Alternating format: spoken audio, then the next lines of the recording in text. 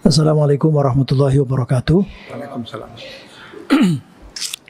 Fikri Fakih, fraksi PKS, daerah pemilihan Jawa Tengah 9, nomor A469.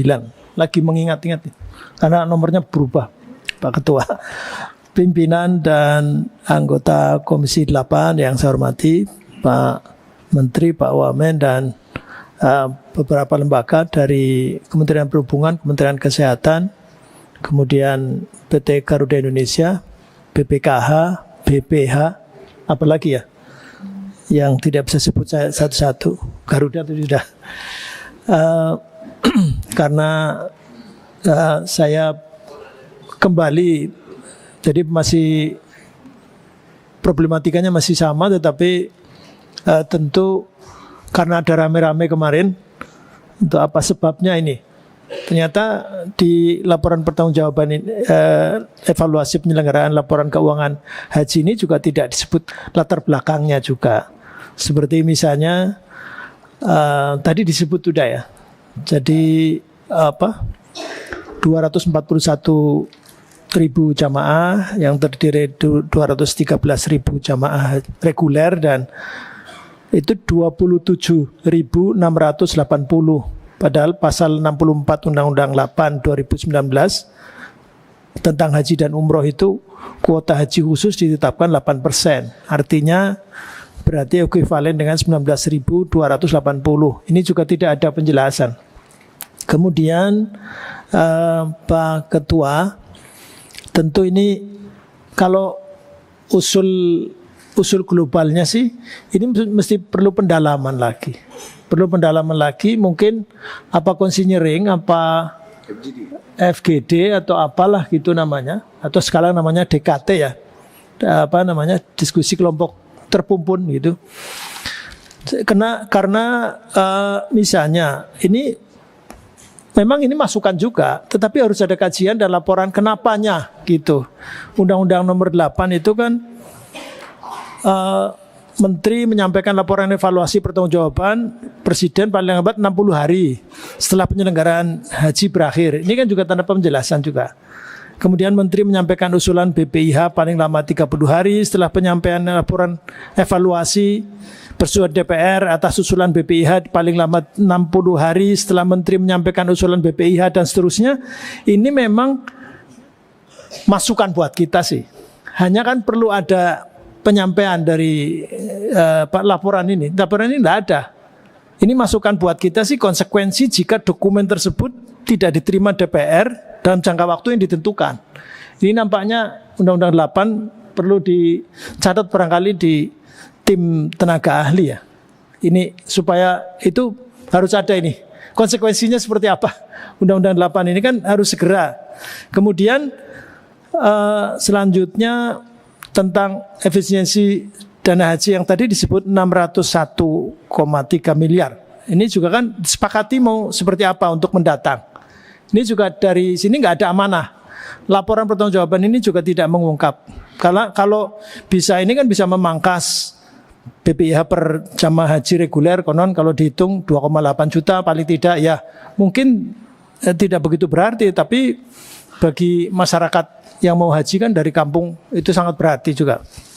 Kemudian selanjutnya ini kan usaha efisiensi secara masif itu sudah dilakukan dengan pemangkasan misalnya haji di Arab Saudi dari 40 hari jadi 30 hari gitu ya. Ini kan opsi ini dibuka lebar juga dengan misalnya bandara di Saudi bisa dinegosiasi untuk dapat digunakan jemaah haji Indonesia. Seperti bandara Taif.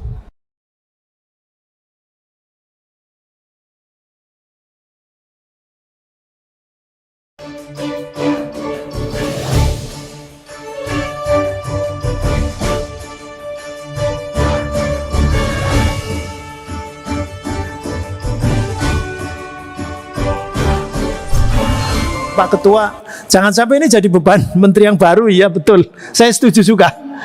Tapi ini sunnah hasanahnya supaya ini juga diselesaikan. Kan ini timnya juga masih tetap kan. Artinya dirjen-dirjen juga masih tetap jangan sampai ini dibiarkan begitu saja tanpa ada evaluasi yang detail untuk kebaikan ke depan. Kemudian selanjutnya juga ini tadi sudah disampaikan malah sudah detail on time performance dari Garuda ini kan kalau dibanding dengan Saudi Airlines itu keberangkatan rata-rata Garuda 78,5%, sementara Saudi 96,54%, misalnya begitu. Nah, ini terus selanjutnya terkait ekosistem ekonomi haji. Ada tiga potensi yang perlu dioptimalkan, misalnya daging dam, ekspor bumbu Nusantara dan sebagainya. Ini tadi sih disinggung sedikit-sedikit. Jika dirata-ratakan jamaah itu ada 600 Saudi Riyal, maka potensi nilai dam ini bisa terkumpul seluruh jamaah haji ekuivalen dengan 511 miliar. Ini sangat besar, dan jika memang ini ada kendala dengan Kementerian Pertanian Saudi misalnya, maka berarti Kementerian Pertanian RI harus dilibatkan. Ini kan kajiannya begitu. Jadi nanti ini masukannya buat begitu. Jadi kalau misalnya ini tidak detail, nampaknya sekali lagi kalau secara umum sih nampaknya perlu ada consenering atau DKT atau apa. Terus BPKH. Ini juga rasio likuiditas wajib per hari ini 1,91 kali biaya penyelenggaraan ibadah haji PIH. Angka ini di bawah standar likuiditas wajib senilai 2 kali. Padahal tahun 2027 nanti diproyeksikan ada haji 2 kali, di awal tahun dan di akhir tahun. Ini kan juga selanjutnya tadi Pak Ketua sudah nyinggung survei, saya kira saya sepakat juga ini berarti kok puas padahal banyak yang mengeluh.